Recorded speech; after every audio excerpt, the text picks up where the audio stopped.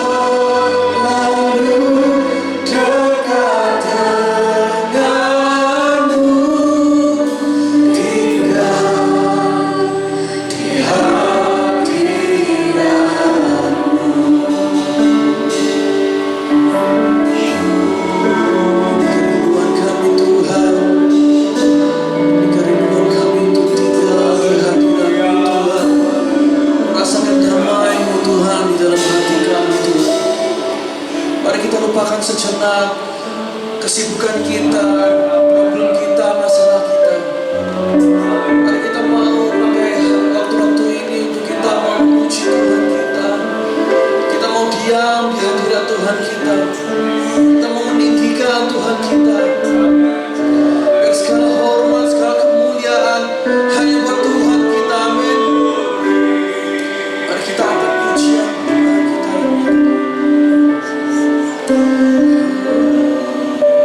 Terima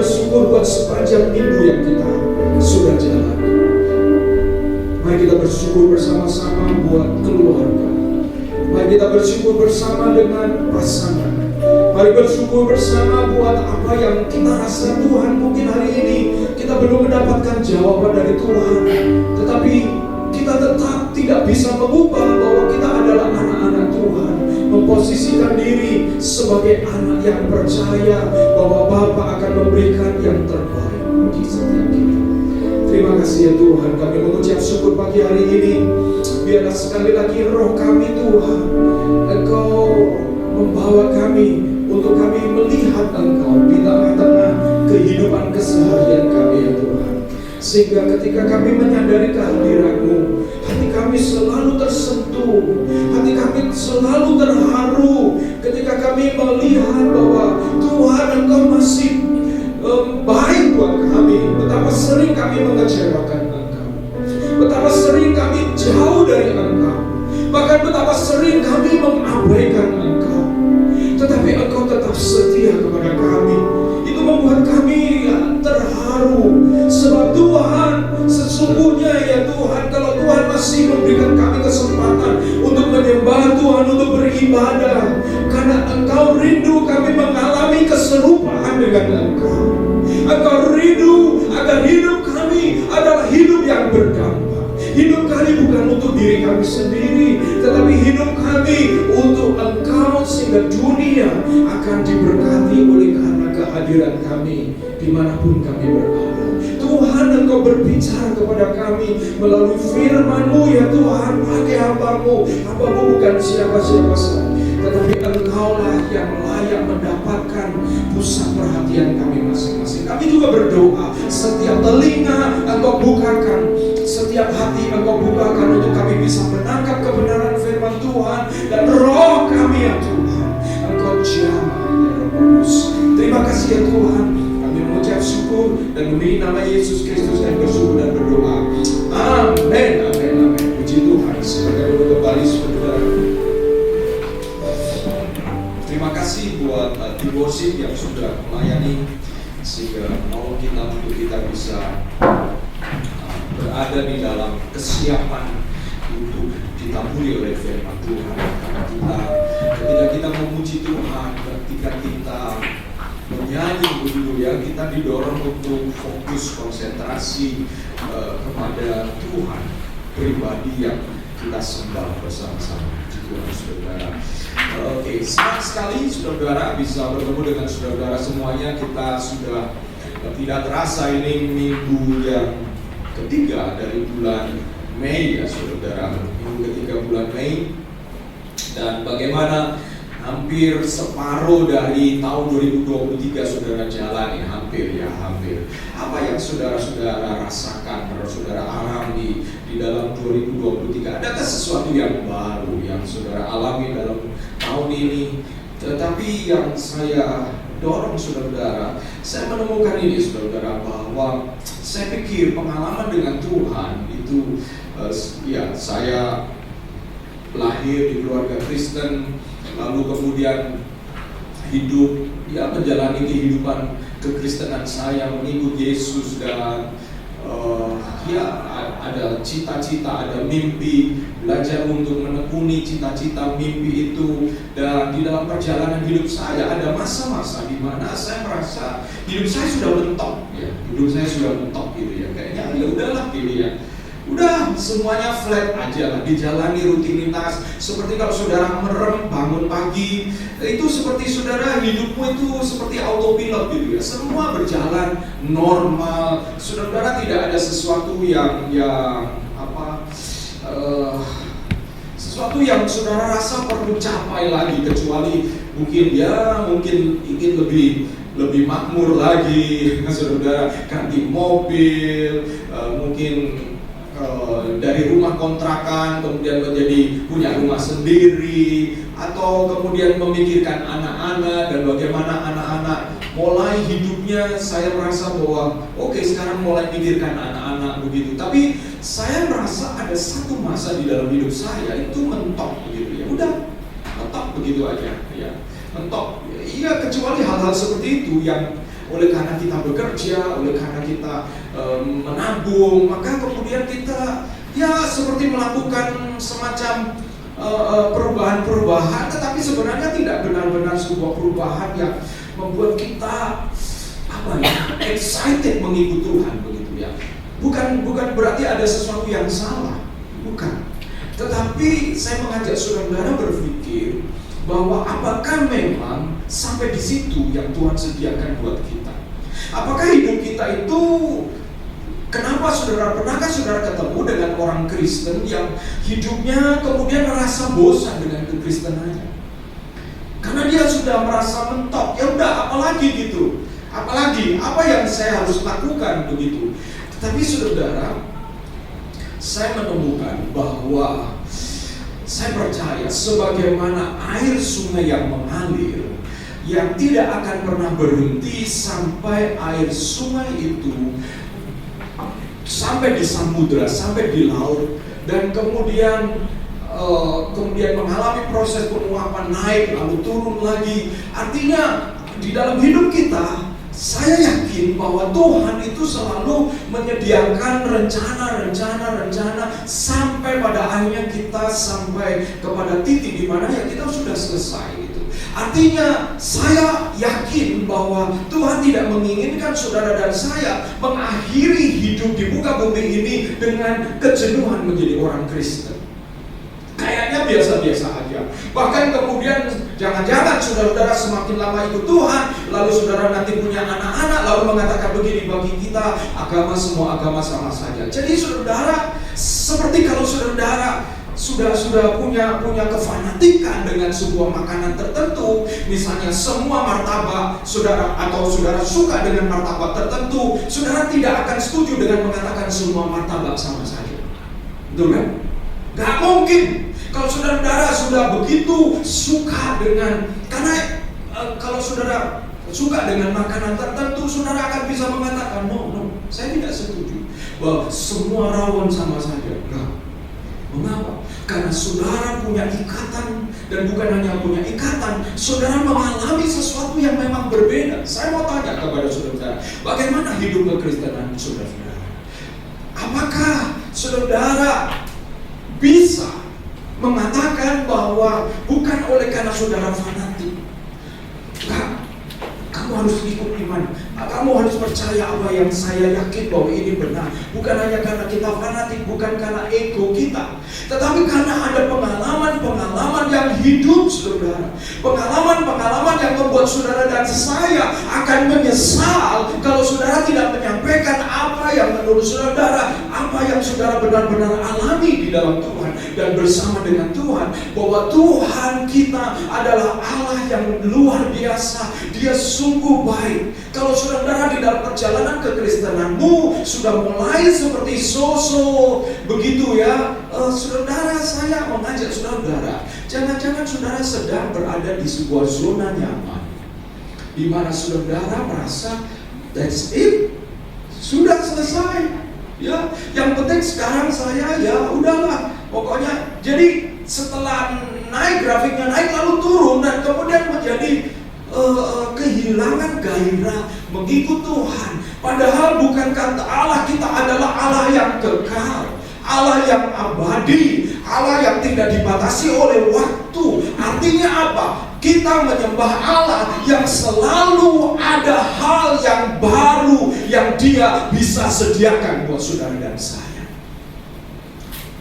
Kemungkinan besar itu terjadi oleh karena kita mulai menutup hati dan merasa ya sampai di sini saja. Saudara, mengalirlah sungai kehidupan. Saya mau membawa renungan yang saya beri judul mengalirlah sungai kehidupan, bukan sungai buatan. Bukan sungai buatan, tetapi sungai kehidupan. Sungai yang kalau mengalir di dalam hidup kita, ada sesuatu yang hidup. Saudara, ada sesuatu yang menggairahkan, ada sesuatu yang membuat saudara bergumul. Kalau bergumul dengan dosa, dengan kelemahan, itu seperti bukan saudara-saudara melawan dosa dan kelemahan dengan kekuatanmu sendiri, tetapi engkau merasa ada satu power, ada sesuatu kekuatan kuasa yang engkau bisa meninggalkan itu semua karena engkau menemukan sesuatu yang jauh lebih berharga, yang jauh excited daripada dosa dan kelemahan itu. Saudara, apa itu? Saya yakin Tuhan sediakan itu buat setiap murid-muridnya, sehingga kita bisa melihat keajaiban-keajaiban dari para murid-murid Yesus.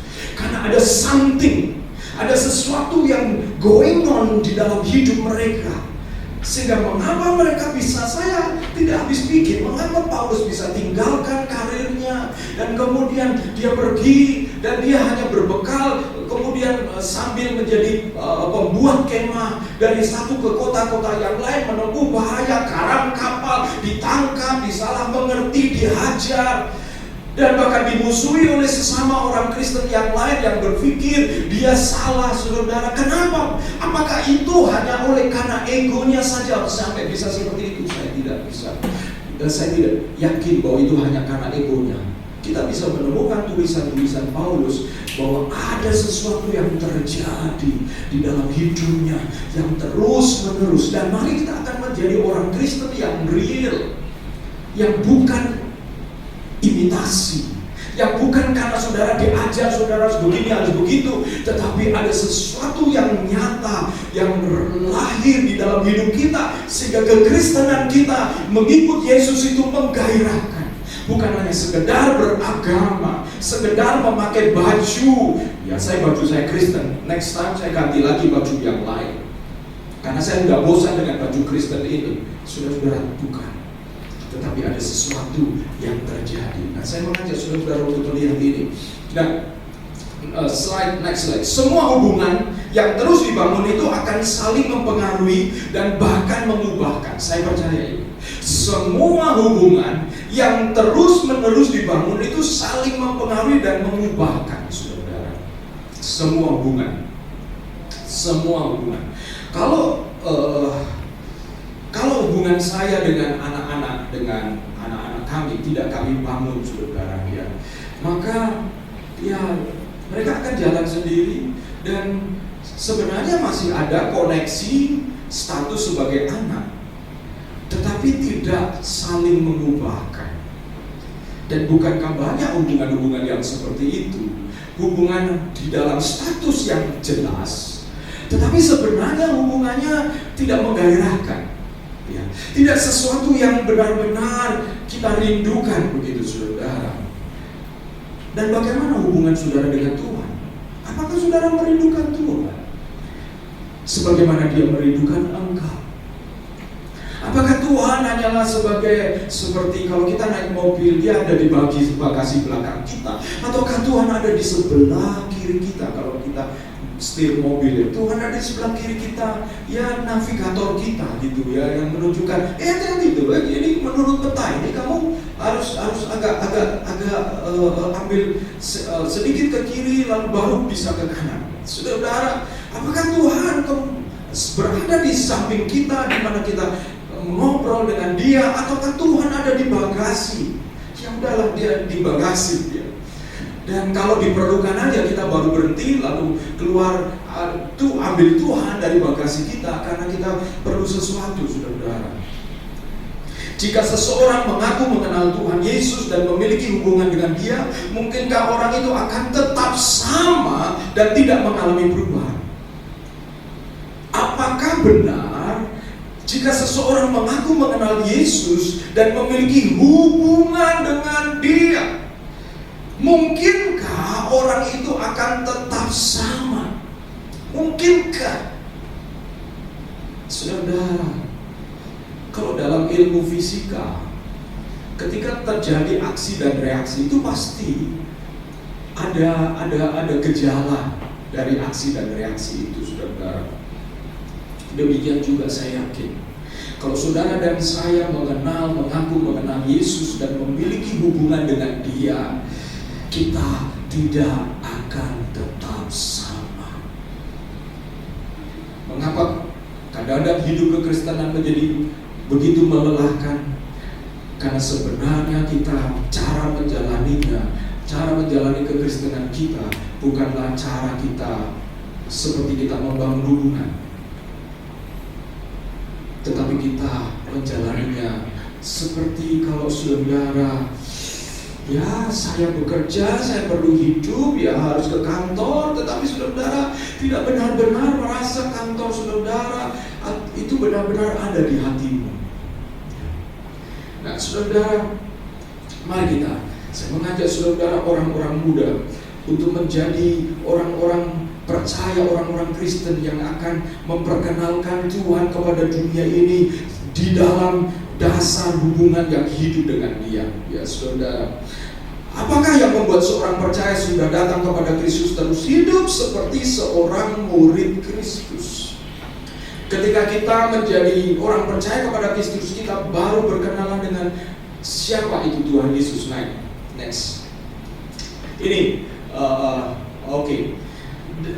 Ini biasanya fase-fase perkembangan hubungan kita dengan seseorang. Kita biasanya merasa asing, lalu kemudian kita mulai berkenalan, tanya alamatnya dan lain sebagainya. Kemudian mulai pertemuan berikutnya terjadi pertemanan, sampai kemudian kita menjadi sahabat. Kita bersahabat, saudara. Saya ada model-model pertemanan seperti ini. Satu kali saya pergi ke Ambon, waktu itu saya sudah ada di Malang. Dan sebenarnya saya ke Ambon karena ada pelayanan di sana. Dan salah satu pelayanan yang diminta adalah saya mengajar di Ambon. Dan kebetulan pada waktu itu ada seorang dari Amerika dengan satu tim kecil. Mereka mengadakan mission trip ke Ambon dan di pulau dekat Ambon, yaitu Pulau Serang. Nah, kebetulan mereka membutuhkan penerjemah. Saya bilang oke, saya bersedia membantu penerjemah. Dan saudara, kami akhirnya berkenalan dengan pastornya, dengan gembalanya, dengan jemaat-jemaatnya. Kami melakukan perjalanan dari satu gereja ke gereja lain. Malam KKR, pagi kami istirahat, berdoa, lalu begitu. Dan awalnya ya kenal begitu saja, sampai kemudian kami mulai berkenalan lebih dekat karena kami melakukan perjalanan bersama-sama. Mulai terjadilah pertemanan, dan dia kemudian mengatakan, teman saya ini mengatakan, bagaimana kalau satu kali saya datang ke tempat kamu? Please, silakan datang. Dan mulai kami pertemanan. Dan sampai sekarang kemudian kami menjadi sahabat, saudara. Ya, beliau pernah saya minta melayani di sini, kalau saya tidak salah 1 atau 2 kali ya. Waktu itu saya ingat namanya Jason Brown, bule botak ya, gundul. Dan saya ingat waktu itu kita ada acara KTB gabungan kalau nggak salah di rumahnya David, dan dia melayani. Dan sampai sekarang kami ada persahabatan. Dan kadang-kadang randomly gitu dia kontak saya lewat Facebook, telepon saya, dan sebaliknya. Dan saya merasa begitu dekat dengan dia, karena kami selalu ada hubungan. Dia sangat konsisten mengupload seperti renungan 2 menit, 2 minutes gitu ya, renungan 2 menit di sosmednya dia, dan saya selalu memberikan respon, saya dengarkan. Kadang-kadang kalau itu memberkati saya kadang-kadang berikan komentar awesome, lalu kemudian that's good word, preach it, dan lain sebagainya. Tetapi saudara, hubungan ini walaupun kami jarang ketemu, tetapi karena terus dibangun, maka saudara, saya dan teman saya ini kami merasa dekat. Baru saja saya telepon beliau karena saya mengatakan, kalau Tuhan kehendaki, ini ada orang minta saya mengundang saya untuk ada konferensi di Amerika, tapi saya bilang kepada dia, tapi saya minta tolong kamu undang saya, karena konferensi ini tidak bisa mengundang saya. Saya bilang kalau saya pergi dengan visa turis ke Amerika, kayaknya saya ragu-ragu, saya bisa ditolak. Saya bilang saya nggak cocok jadi jadi turis orang Amerika. Saya bilang gitu. Tetapi kenapa saya bisa kontak dia? Saya memberanikan diri menyampaikan apa maksud saya, karena kami bersahabat. Dan dia bilang, let me think about it. Saya bilang, saya tanya teman saya, nanti saya kasih tahu ya, mungkin setelah 1 minggu. Saudara, bagaimana hubungan kita dengan Tuhan, saudara? Apakah kita bisa sedekat itu, saudara? Ya. Apakah kita bisa merasa se-welcome itu? Mari saudara, ada 2 peran Yesus yang saudara perlu tahu supaya kita ini punya pemahaman yang benar mengikut Yesus itu seperti apa. Ya. bahwa di dalam Yohanes 16 ayat 13 dikatakan begini, tetapi apabila ia datang, yaitu Roh kebenaran, ia akan memimpin kamu ke dalam seluruh kebenaran, sebab ia tidak akan berkata-kata dari dirinya sendiri, tetapi segala sesuatu yang didengarnya itulah yang akan dikatakannya, dan ia akan memberitakan kepadamu hal-hal yang akan datang. Saudara perhatikan ini, apabila ia datang, yaitu Roh kebenaran, Roh Kudus, ia akan memimpin kamu ke dalam seluruh kebenaran. Apakah saudara dan saya sudah mengetahui seluruh kebenaran? Belum, saudara. Mungkin yang kita alami mungkin masih sepuku. Ada begitu banyak kebenaran yang Tuhan melalui Roh Kudusnya itu ingin singkapkan kepada kita. Sebab ia tidak akan berkata-kata dari dirinya sendiri, tetapi segala sesuatu yang didengarnya itulah yang dikatakannya. Roh Kudus itu adalah roh yang berkarya oleh karena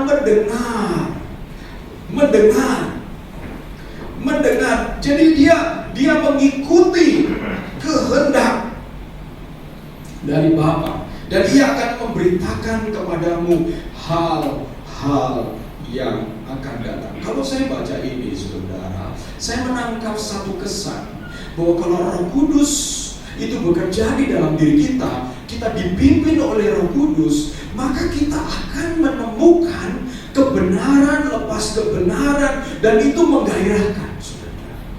Saudara pernahkah saudara ditipu? Ya, ditipu. Dan pada akhirnya sebelum saudara dalam proses itu, saudara tahu bahwa saudara ditipu karena saudara menemukan kebenaran, dan saudara merasa terselamatkan karena kebenaran yang saudara kemudian ketahui. Maka saudara, kita akan kemudian bahwa kebenaran itu rasanya manis. Kebenaran itu manis. Kadang-kadang karena kita posisinya salah, kebenaran itu rasanya seperti pil yang pahit, seperti obat yang tidak menyenangkan. Tetapi ketika kita minum pil dari kebenaran itu, ada kesehatan, ada sesuatu yang terjadi yang membuat kita kemudian menjadi bergairah, menjadi sehat, saudara. Saudara, kalau saudara bangun hubungan suami istri begitu ya saudara, atau berpacaran, dibangun di atas bukan kebenaran. Seperti saudara antara saudara mau excited, tapi seperti sebenarnya tidak benar-benar excited. Tetapi ketika hubungan itu dibangun di dalam kebenaran, saudara, dan bisa ada penerimaan oleh karena kebenaran itu, wow, itu hubungan yang sangat-sangat indah. Nah, Yesus itu punya dua peran, saudara. Yesus punya dua peran. Next. Dua peran Yesus yang saudara dan saya perlu mengenal ini. Yang pertama, Yesus sebagai Redeemer, sebagai penebus. Dan yang kedua, Yesus sebagai restorer, sebagai pemulih. Saudara-saudara, kalau diibaratkan, dikatakan bahwa Yesus sudah membeli kita lunas, ya, bukan kredit, tapi lunas. Saudara dan saya telah dibayar lunas dan dengan darah yang mahal. Nah, saudara, pertanyaannya, manusia itu digambarkan kalau ibarat mobil. Apakah manusia itu mobil baru yang dibeli oleh Tuhan dari showroom, atau mobil second, atau mobil rusak, saudara?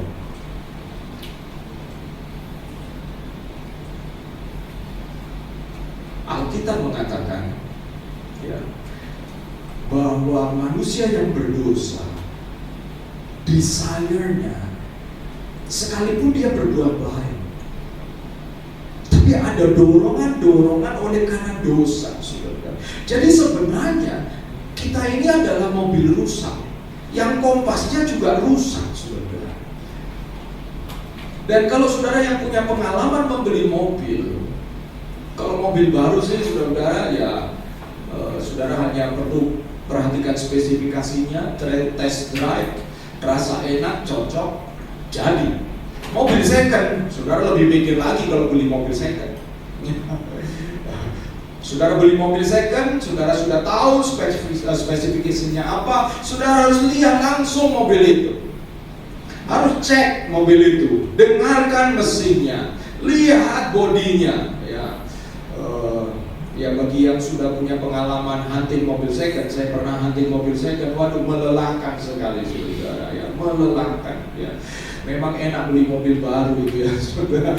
Mobil second ini ya selalu was-was, jangan-jangan ketipu gitu ya saudara. Perhatikan yang awam dengan mobil mau nggak mau harus belajar mobil untuk tahu dengar suara mesin, lihat knalpot, macam-macam saudara. Bagaimana kalau mobil rusak? Menarik sekali ya saudara. Ya, kalau mobil rusak, udah nggak perlu diperhatikan apa-apa aja. Hitung kiloan, saudara. Saudara nggak perlu hitung apa-apa lagi, karena itu mobil rusak, saudara. Mobil rusak. Tuhan pembeli kita itu bukan seperti mobil baru dari showroom. Tapi Tuhan membeli kita itu mobil yang rusak. Perlu diredeem, perlu dibebaskan dulu dari kepemilikan orang itu. Dan Tuhan seperti tutup mata menebus kita. Anak Allah turun ke dunia dan dengan darah yang mahal. Tutup mata saudara, tutup mata. Ada di antara kita yang mungkin lahir sudah baik dan lain sebagainya, atau ada yang sampai rusak sama sekali, ada orang-orang yang hancur sama sekali, tetapi Tuhan tutup mata karena Dia memutuskan untuk mengasihi. Jadi seperti mobil rusak, ada dua tahap. Yang pertama diredeem, diselamatkan, diambil dulu proses kepemilikannya. Yesus sebagai penebus redeemer dalam Matius pasal 1 ayat 21 mengatakan begini, Ia akan melahirkan anak laki-laki dan engkau akan menamakan dia Yesus, karena dialah yang akan menyelamatkan umatnya dari dosa mereka. Saudara-saudara dan saya itu ditebus, dibebaskan, dan itu adalah proses keselamatan yang kita alami. Saudara dan saya diselamatkan, tetapi tidak berhenti di situ saja. Udah, kan saya sudah kenal Yesus, ya nanti masuk surga. Saudara, itu seperti mobil rusak itu. Mobil rusak setelah dibeli, kalau nggak diperbaiki, bisa dipakai? Nggak bisa, saudara. Apakah sudah terjadi ganti pemilikan? Iya. Tetapi apakah bisa dipakai? Enggak. Tidak bisa dipakai karena masih rusak. Perlu di-restore, dipulihkan, saudara. Perlu dipulihkan.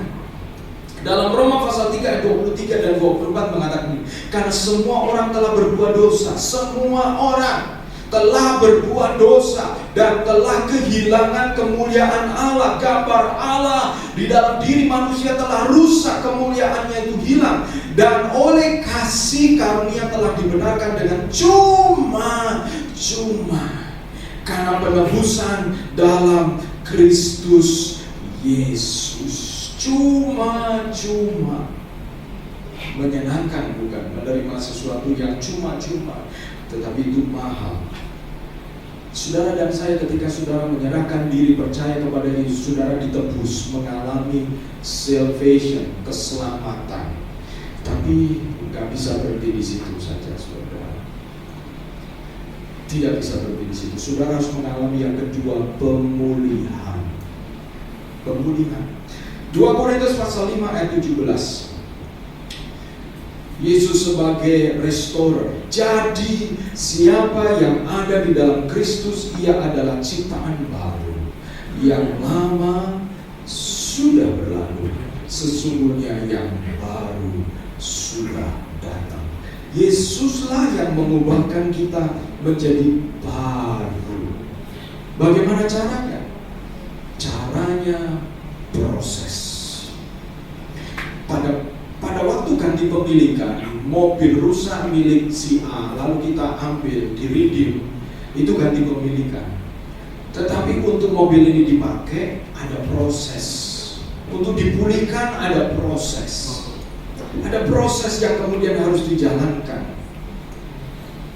Ada proses yang kemudian harus dijalankan, saudara. Dan itulah proses yang kemudian, kalau saudara perhatikan murid-murid Yesus, waktu Yesus bangkit, waktu Yesus disalibkan, disitulah baru kelihatan, ya, kelihatan kualitas iman murid-murid Yesus. Kocar kacir, saudara, kocar kacir. Petrus, ya, waktu ada Yesus ngomong, ketika Yesus menceritakan, satu kali aku akan disalibkan, aku akan menjalani satu penderitaan. Petrus ngomong, wah guru, sekali-kali aku tidak akan meninggalkan engkau. Kiranya ini jangan terjadi, guru. Aku akan melindungi, aku akan bersama dengan engkau. Iya. Tetapi ketika benar-benar terjadi, Petrus menyangkal Yesus. Thomas sampai ngomong, gak percaya sama temannya yang memberitahukan, kami lihat guru. Saya gak percaya. Sampai saya mencucukkan tangan saya ke bekas lukanya. Saudara, 3,5 tahun Yesus gak pernah berbohong, berdusta satu titik debu pun kepada Thomas. Tapi kok bisa? Thomas seperti firman yang pernah didengar, apa yang disampaikan oleh Yesus itu seperti doesn't make sense, gak masuk akal. Saudara, kalau saya jadi Yesus, melihat murid-murid ini murid-murid inti 12 orang, ini modelnya mau ditinggalkan untuk melaksanakan misi Tuhan, misi Yesus setelah dia naik ke surga, rasanya pesimis, kecil hatinya. Gimana model murid-murid seperti ini, ya? Bahkan justru yang menunjukkan iman ini para wanita, saudara. Saya pikir kadang-kadang ya para pria ini menyepelekan wanita karena wanita ini perasaan, ya. Perasaan itu, saudara. Kadang-kadang secara logika sudah mengamati, ini logika semua nih. Para murid berpikir rasional dan logis ketika melihat, wah, dia disalib. Lalu kemudian ini semua sia-sia semua. Ini logis, masuk akal. Tapi para wanita ini masih punya perasaan, masih merasa punya intuisi, ya saudara. Makanya kadang-kadang wanita ini kadang-kadang saya nggak bisa paham kadang-kadang, tapi setelah diikuti benar juga gitu ya saudara. Dan ini para wanita, murid-murid laki-laki sembunyi, wanita memberanikan diri pagi-pagi pergi ke kubur Yesus, saudara. Nggak logis. Karena pada waktu itu seperti khotbah minggu kemarin sudah diberitahu bahwa ini jangan sampai murid-murid Yesus mencuri mayat Yesus, sehingga kemudian ada hoax yang mengatakan bahwa dia bangkit padahal gara-gara dicuri. Jadi saudara, murid Yesus sudah terancam. Tapi kok wanita justru memberanikan diri pagi-pagi ke kubur Yesus, saudara. Dan seringkali tantangan, persoalan, penderitaan, sesuatu yang saudara-saudara tidak harapkan itu menguji iman saudara dan saya. Dan kalau itu tidak datang kepada saudara-saudara, saudara cari keluar dari zona nyaman supaya saudara tahu iman saudara-saudara seperti apa. Keluar dari zona nyaman. Dan waduh Pak, gimana Pak? Ya, saudara-saudara masing-masing punya. Kenapa? Karena kalau saudara dan saya merasa hidup saudara dan saya, kok saya seperti ini terus ya, saudara, pemulihannya itu berhenti, stuck pemulihannya. Jangan-jangan memang saudara harus masuk ke zona yang baru supaya pemulihan itu mengikuti dengan zona yang baru. Karena Tuhan itu memperlengkapi kita. Kadang-kadang kalau kita hanya ngitung-ngitung saja, kayaknya nggak bisa ini, kayaknya saudara, itulah yang terjadi dengan para murid. Tapi puji Tuhan, ada wanita-wanita ini. Dan yang berikutnya saudara, next. Ketika Yesus meninggalkan para murid-muridnya, Yesus mengatakan bahwa aku akan mengutus Roh Kudus, Roh kebenaran. Dan ini dua peran Roh Kudus di dalam hidup orang percaya.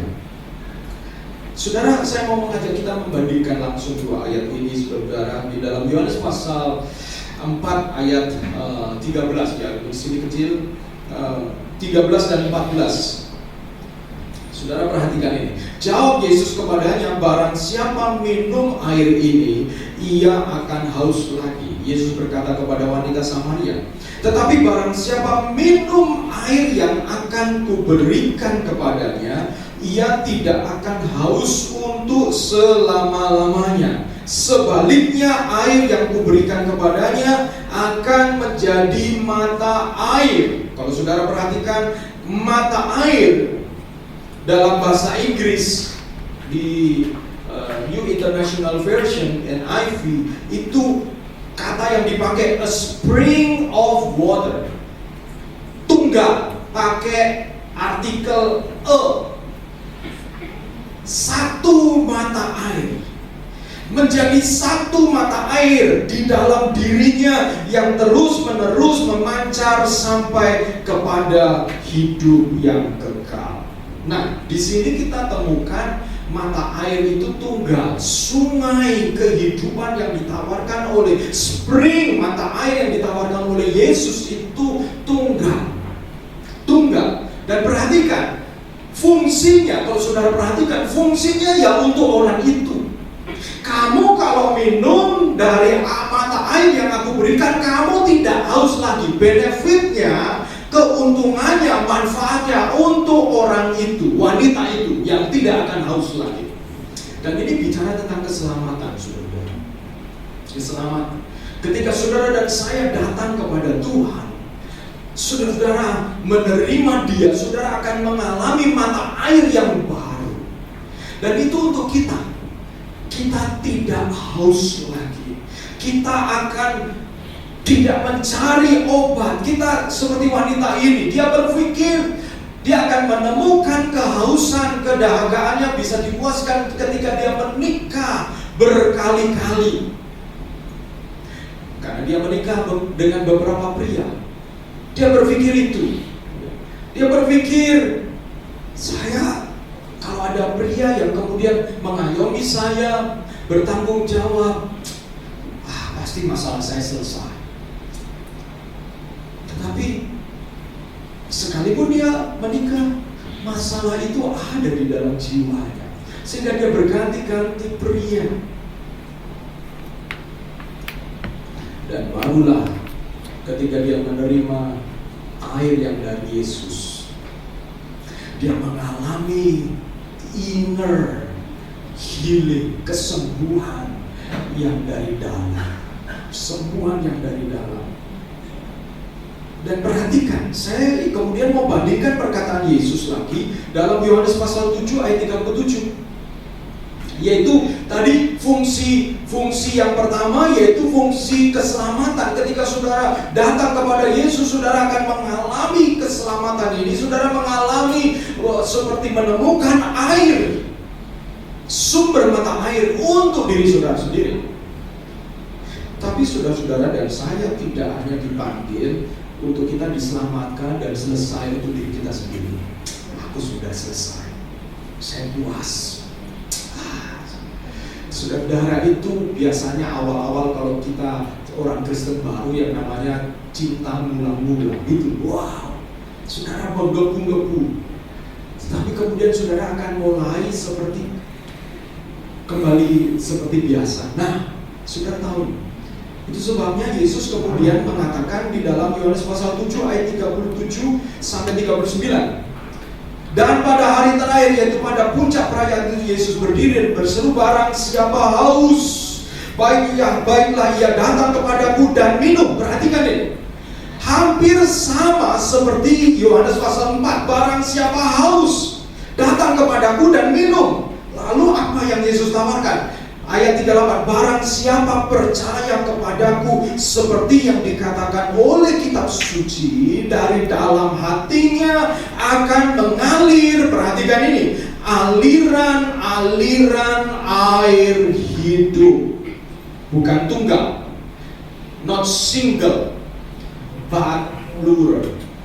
Aliran hidup. Untuk siapa? Nah ini perhatikan, yang dimaksudkannya ialah roh yang akan diterima oleh mereka yang percaya kepadanya, sebab roh itu belum datang karena Yesus belum dimuliakan. Ada sumber air yang kedua, aliran air yang kedua yang ditawarkan itu lebih dari dalam keluar, bukan inward tapi outward, keluar. Yang kemudian dikatakan di sini itu yang dimaksudkan adalah roh yang akan diterima oleh mereka, dan ini berbicara tentang Roh Kudus. Peran restorasi dikerjakan melalui Roh Kudus, saudara. Peran restorasi dikerjakan oleh Roh Kudus. Saudara, kalau hidup benar hanya untuk diri sendiri, satu kali saudara mentok.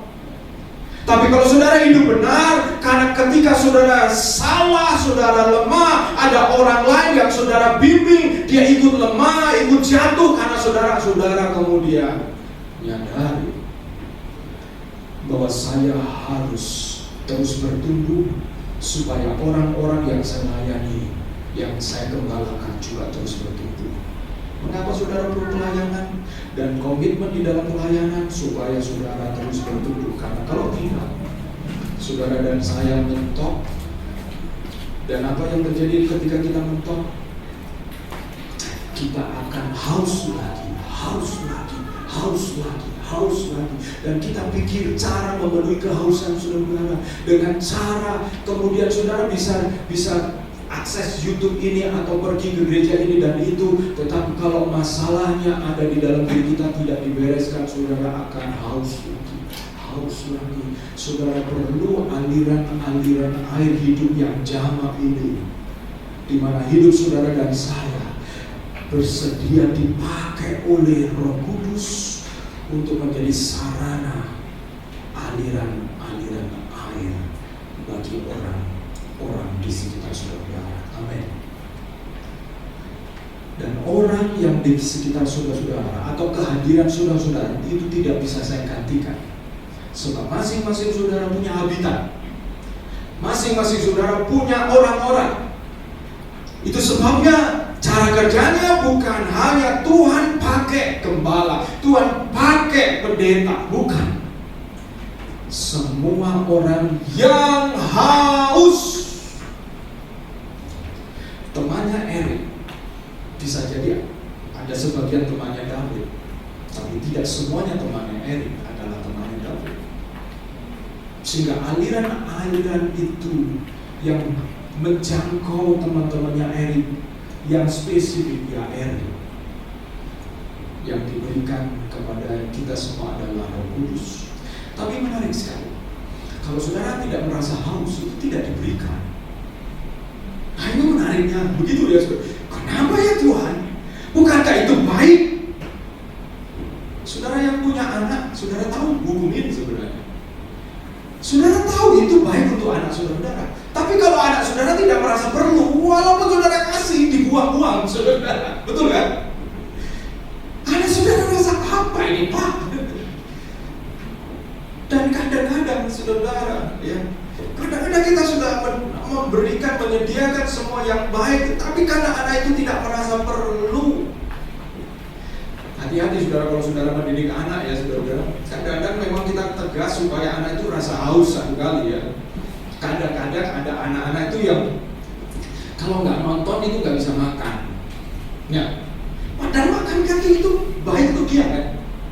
Tapi dia nggak ngerti. Sehingga dia di dalam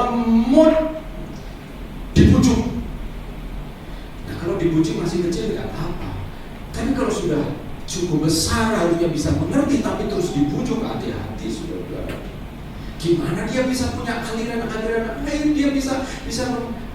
Dia harus kemarin ada ngobrol-ngobrol satu meja dengan ada cara mendidik dengan anak. Satu nggak bisa lepas dari TV atau dari nonton sementara makan. Satu mengatakan tega dengan anaknya, kamu kalau nggak makan udah mama ringkesin semua makanannya dia. Sampai besok kalau nggak mau makan. Akhirnya apa saudara? Anak yang dibesarkan oleh orang tua ini bisa makan sendiri tanpa harus nonton. Kenapa? Dia merasa butuh. Kalau saudara yang orang tuanya merasa butuh, anak saudara gak butuh makan, apa yang terjadi? Saudara akan dalam mode membujuk terus. Dan saudara pikir Tuhan akan terus membujuk kita? Tidak, saudara. Tetapi kita tidak akan merasa perlu memang kalau kita tidak merasa bahwa kehadiran kita ini diperlukan oleh orang-orang di sekitar kita yang perlu fresh water, aliran-aliran air. Kita abaikan, kita cuek, saudara. Saudara, masuk, doakan supaya saudara, Tuhan, apa zona apa yang Tuhan mau untuk saya berjalan melangkah.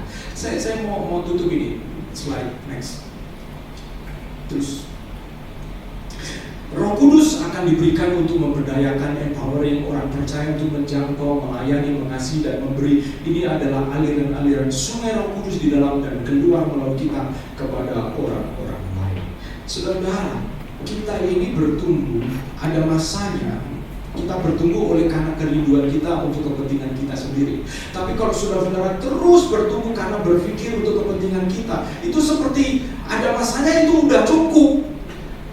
Kita harus bertumbuh karena ada kepentingan orang lain. Entah bertumbuh dalam iman, bertumbuh di dalam komitmen, bertumbuh di dalam cinta kita kepada Tuhan, bertumbuh di dalam kita menjadi kepala keluarga yang baik, menjadi istri yang baik, karena kita tahu bahwa suatu kali itu diperlukan nasihat-nasihat kita, dan orang ketika melihat mendengar nasihat kita karena melihat hidup kita yang bertumbuh, mereka percaya dengan apa yang kita katakan. Saudara, ini yang terakhir, slide yang terakhir. Nah ini dia. Ini David Barnett ini adalah seorang yang meninggal muda, saudara ya. David Barnett ini umur 29 tahun dia meninggal dunia. Masih muda ya, siapa yang 29 tahun ya. Kita 29 tahun meninggal dunia. Dia lahir dari keluarga sederhana, papanya meninggal dunia umur 5 tahun, dan kemudian kira-kira umur 9 tahun mamanya kemudian meninggal dunia juga.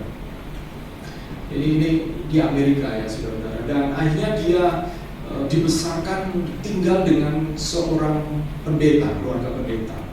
Dan ketika dia bertumbuh di keluarga pendeta ini, dia mulai terlibat, dia ke gereja, mulai belajar melayani, lalu dia sekolah di Yale University. Dia sekolah, berhasil menyelesaikan sekolah di Yale University 3 tahun di situ, dan hatinya itu membara untuk melayani orang-orang yang ada di Amerika pada waktu itu. Dan sampai satu kali dia punya hati untuk orang-orang India, ya, orang-orang suku asli Amerika yang pada waktu itu masih ganas, saudara, masih ganas, masih primitif, masih menganggap orang putih ya sebagai target. Tetapi dia punya hati buat mereka. Dan saya membaca salah satu tulisan jurnalnya, dia menulis autobiografi, dan dia di dalam jurnalnya itu saya membaca, dan ini dia menuliskan, I'm dead to all desire of reputation. Saya mati untuk semua keinginan dari reputasi and greatness, dan menjadi besar either in life, baik di dalam hidup ini, or after death, ataupun setelah mati. All I long for is to be holy. Semua yang aku inginkan adalah menjadi kudus, humble, rendah hati, and crucified, dan disalibkan to the world. Dan saudara benar, apa yang dia katakan ini benar-benar dia lakukan. Dia menjangkau, dia pergi ke orang-orang India ini jalan kaki, hujan, panas, segala macam cuaca, sampai kemudian dia terserang TBC. Dia terserang TBC dan kemudian sampai akhirnya kemudian dia dirawat di seorang hamba Tuhan. Kalau di Amerika hamba Tuhan itu terkenal, namanya Jonathan Edward, yang kemudian dia tinggal di situ sampai akhir hidupnya, meninggal karena TBC 29 tahun. Tetapi saudara, yang menjadi catatan, hidupnya yang singkat ini itu begitu mempengaruhi orang-orang sesudahnya, sampai kalau saudara belajar sejarah, terutama sejarah di dalam pergerakan gereja, ada yang namanya orang John Wesley. John Wesley itu keluarga yang kemudian menjadi seorang revivalist, orang yang mengadakan kebangunan rohani di Inggris dan di Amerika. Itu dipengaruhi oleh karena David Barnett yang usianya hanya sampai 29 tahun. Saya melihat sekalipun dia sudah mati, tapi kisah hidupnya, tulisan-tulisannya itu seperti aliran-aliran air yang terus mengalir. Luar biasa. Saya ini menjadi refleksi saya. Jangan-jangan saya umur panjang, tapi sesungguhnya dampaknya kecil. Sebab saya hanya berhenti kepada air, aliran air yang tunggal saja. For myself, saya diselamatkan, that's it, selesai. Itu yang membedakan saya dengan orang lain. Saya sudah diselamatkan, kamu belum diselamatkan. Kamu belum kenal Yesus, saya kenal Yesus, that's it, selesai. Saudara, belajar melangkah ke zona restoration, pemulihan, di mana Tuhan Roh Kudus menyediakan aliran-aliran air yang itu bukan inward arahnya, tetapi outward, dari dalam keluar. Kalau saudara ragu-ragu, apakah bisa? Apakah mungkin? Itu sebabnya bukan karena saudara mampu, saudara yakin. Saudara perlu haus kepada Roh Kudus terlebih dahulu. Haus. Saudara, ini mengejutkan saya, saudara. Sebelumnya, saya terbuka kepada saudara yang saya dipilih atau diminta menjadi ketua sekolah dari sebuah sekolah tinggi teologi di Malang 2021. Saya membayangkan ke depan, saya lihat mondar-mandir Malang Surabaya. Saya sempat beberapa waktu yang lalu sakit, saudara, sakit ya. Sempat saya ingat khotbah di gereja ini, tiba-tiba sementara khotbah saya mimisen, dan mimisen itu nggak berhenti ya, nggak berhenti sampai saya minta tolong Ibu Lili melanjutkan saya waktu itu. Dan sejak saat itu memang saya merasa fisik saya menurun ya, saudara, fisik saya menurun. Kalau saya melakukan perjalanan, misalnya kadang waktu itu saya masih mengajar saja, saya bermalam, itu tiba-tiba itu seperti baterai itu suap gitu ya, kayak saudara punya handphone yang saudara dicas penuh, tapi cepat habis gitu ya. Dan saya ingat tiba-tiba itu hilang, selep gitu, saya seperti tertidur hanya ada persekian detik, dan mobil tiba-tiba minggir sendiri, gitu ya, saya kaget ya bangun.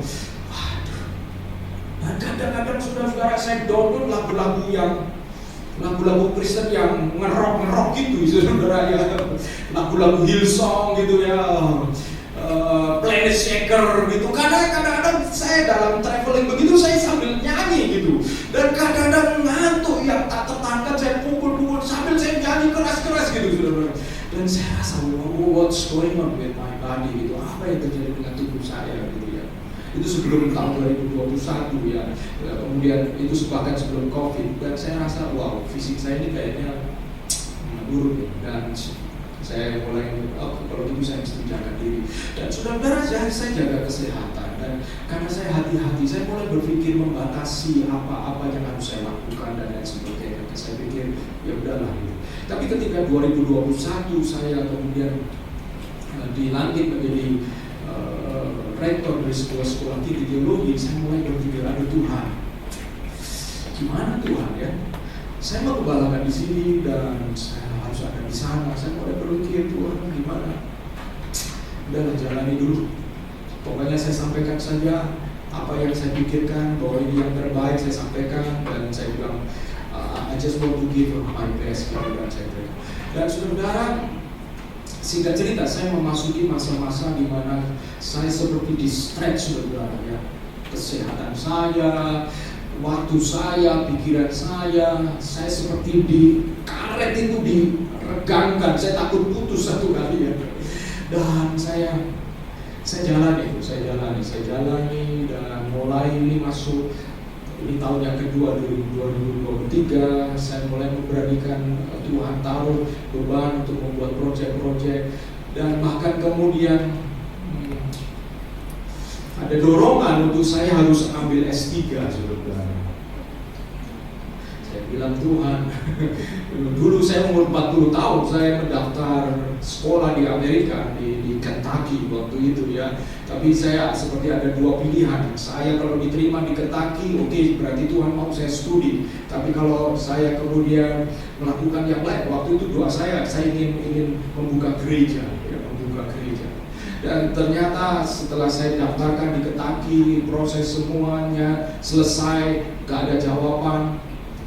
Tapi tetap saya lihat pertolongan Tuhan. Ujian TOEFL, ada orang yang mengatakan, saya bayar kamu ujian TOEFL ya. Dan saya puji Tuhan dapat nilai lumayan lah. Bukan hanya untuk Kentucky, tetapi ada satu university lagi namanya Oral Roberts University. Itu saya bisa mendaftar ke situ juga. Dan saya bilang, wow, Tuhan buka jalan. Tetapi kemudian Tuhan tutup jalan itu. Dan akhirnya Tuhan buka jalan, saya pergi ke Surabaya. Ya, saya pergi ke Surabaya. Dan saya merasa itu Tuhan buka jalan buat saya. Jika saya melayani di Surabaya, dan here I am, gitu. Saya ada di sini, dan kemudian saudara, saya sudah meninggalkan pemikiran untuk saya ambil S3 karena saya rasa, udahlah cukup ya. Tapi kemudian ada dorongan untuk saya ambil, dan saya merasa dorongan itu karena saya melihat kebutuhan, saudara. Saya keluar dari zona nyaman saya. Dan saya mulai mendaftarkan, saya mulai cari sekolah. Ada beberapa sekolah. Saya ikut open house mereka. Ada satu sekolah di Singapura, open house saya ikut. Saya coba yang lain, dan terakhir akhirnya saya diterima di sebuah sekolah. Ya, baru saja diterima di sebuah sekolah.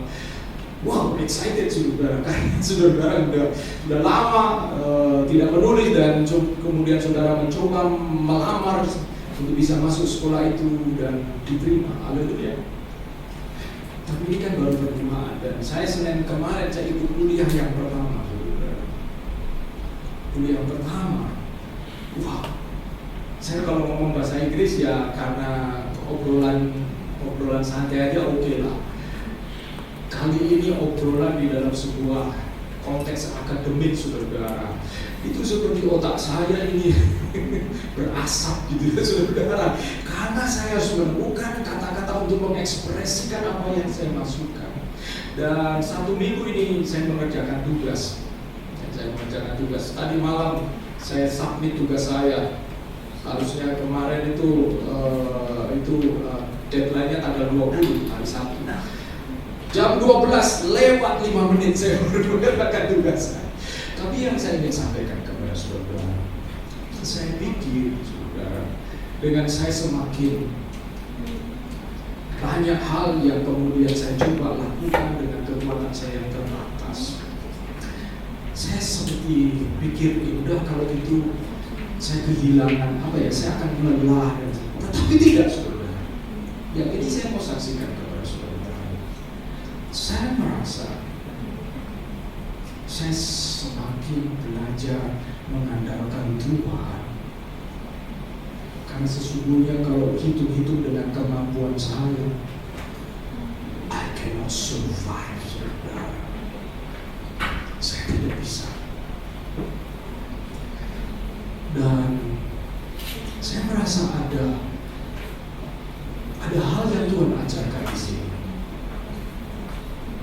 Kapan saudara bisa merasa haus dengan Roh Kudus?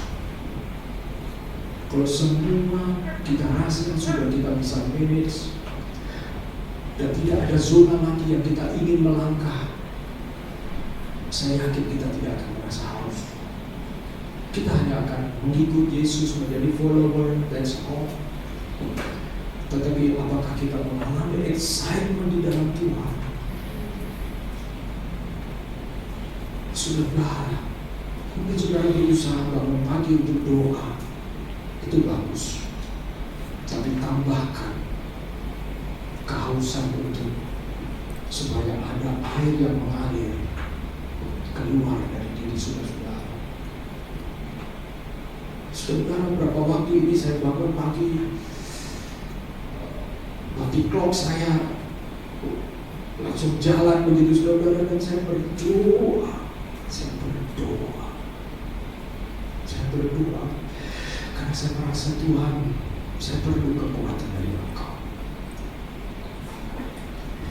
Justru saya merasa kebaikan Tuhan itu selalu baru.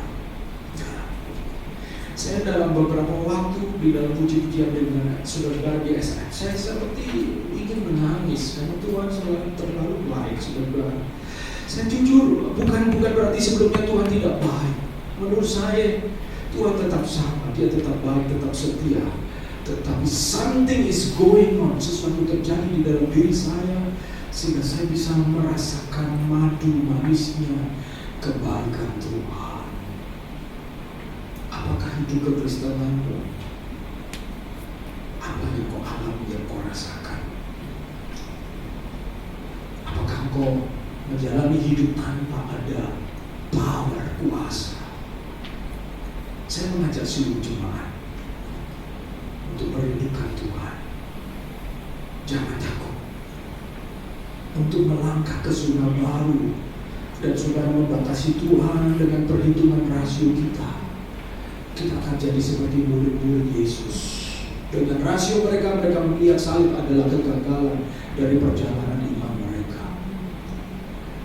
Tapi para wanita memberanikan diri untuk menempuh bahaya. Dan mereka adalah orang-orang yang pertama berjumpa dengan Yesus. Kalau cowok-cowok harus perlu bukti dulu. Yesus harus tunjukkan tangannya, tunjukkan lambungnya. Cowok-cowok ini baru percaya, saudara. Wanita yang pergi ke kubur Yesus, dia tidak bisa melihat itu Yesus. Saking sedihnya, bisa jadi karena tubuh kemuliaan itu berbeda. Tapi ketika mendengar Yesus memanggil nama Maria, wanita itu tidak perlu bukti lagi.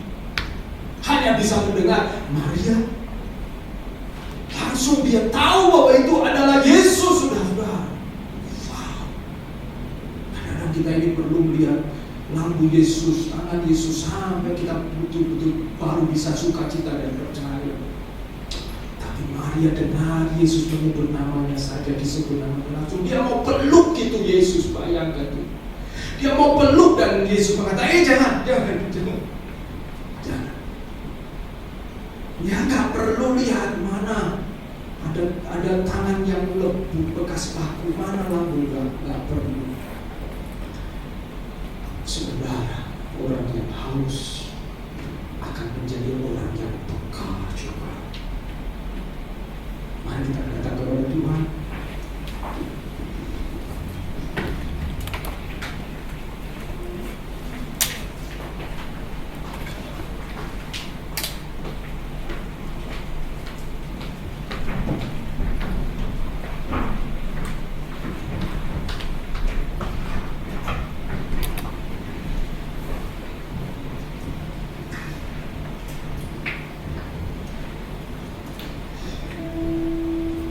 Kita ingin hidup tanpa masalah,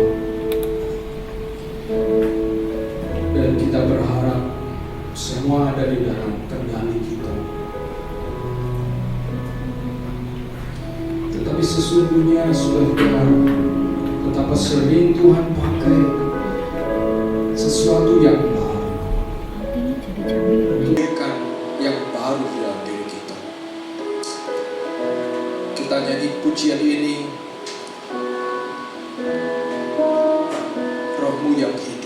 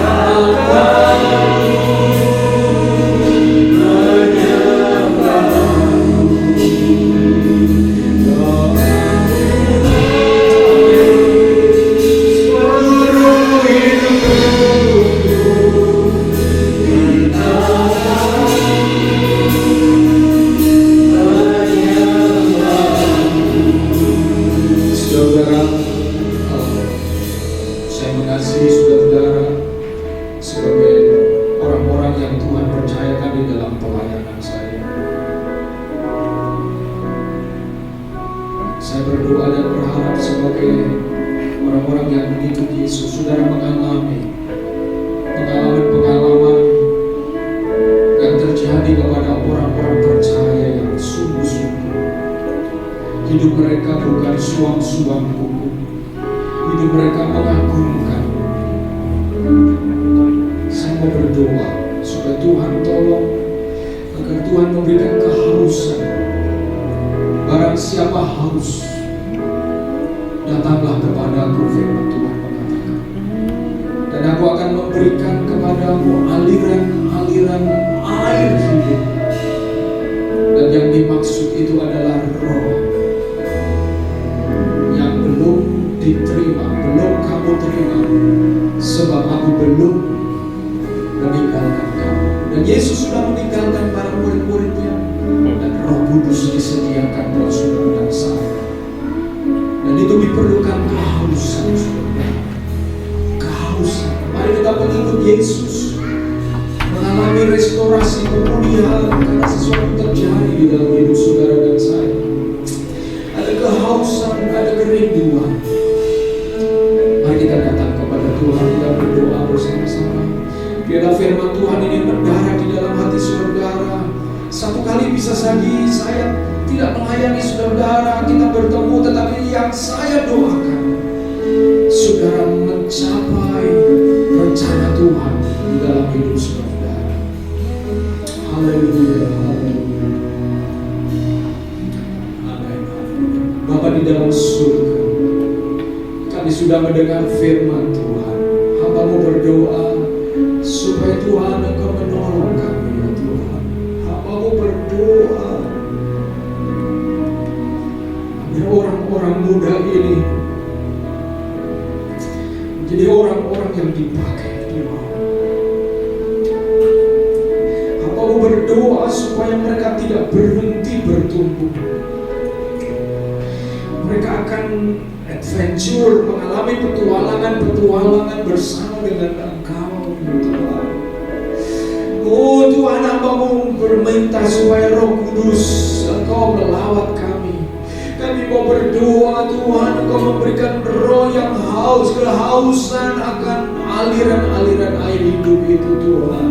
Kami mau menyerahkan setiap kami Tuhan dengan segala keadaan kami. Kalau ada di antara kami yang sedang berada di dalam zona yang kami selalu memperhitungkan dengan rasio kami itu betul, karena kami Tuhan Engkau berikan untuk kami berpikir.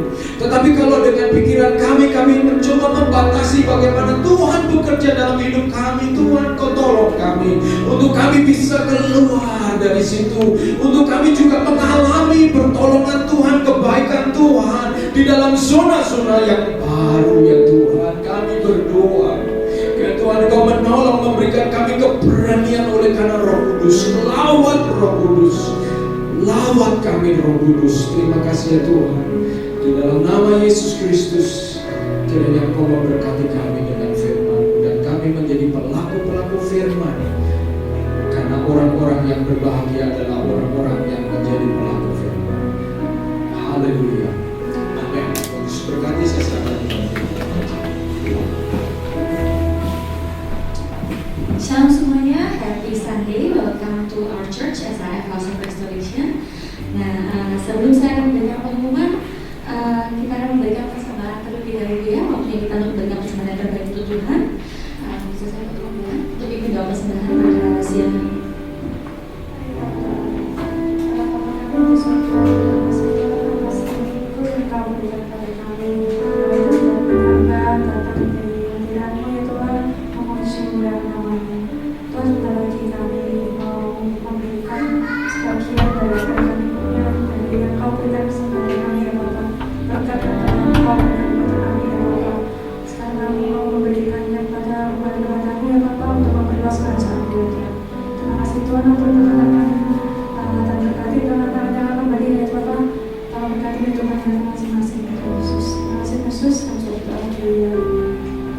Saya akan berikan waktu terlebih dahulu untuk saudara bisa memberikan persembahan bagi Tuhan kita.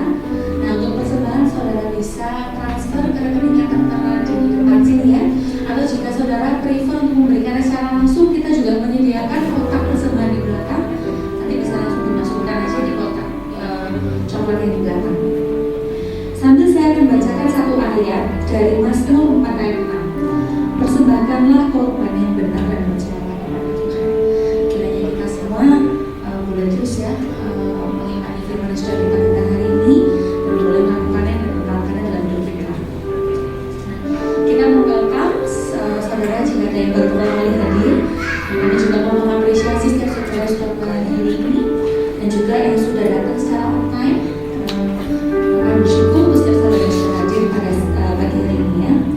Dan di hari untuk pengumuman seminggu depan, di hari Selasa, kita juga mau invite untuk bisa hadir juga di Sunday service kita itu setiap hari Minggu jam 10 di sini.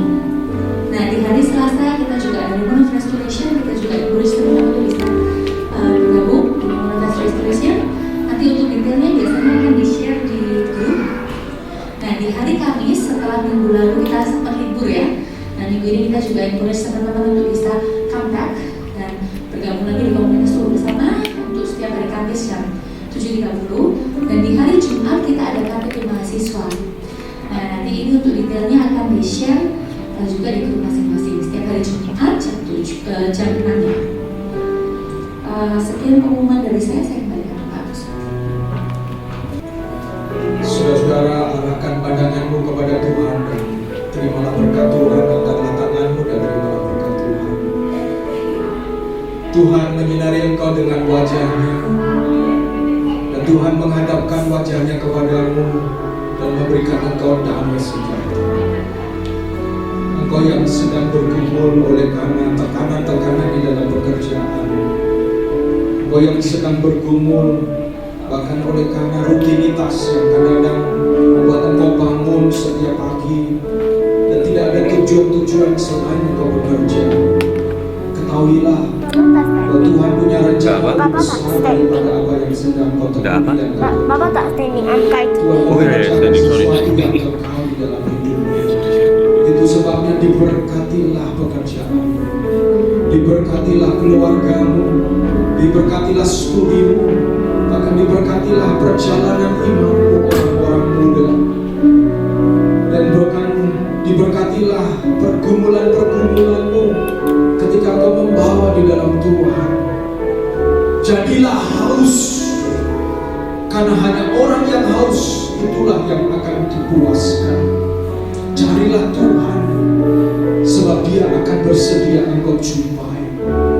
Di dalam setiap apa yang kau hadapi, biarlah engkau mengalami Tuhan. Diberkatilah masa depanmu, bahkan diberkatilah rencanamu di dalam tahun ini dan tahun yang akan datang.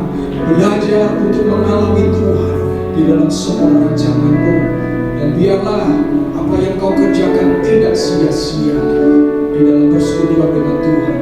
Dan kiranya damai sejahtera Allah serta kasih sayang dari Tuhan Yesus Kristus dan persekutuan dengan Roh Kudus menyertai engkau dan saya mulai hari ini sampai Maranatha Yesus datang kali yang kedua menjemput kita semua yang setia kepadanya.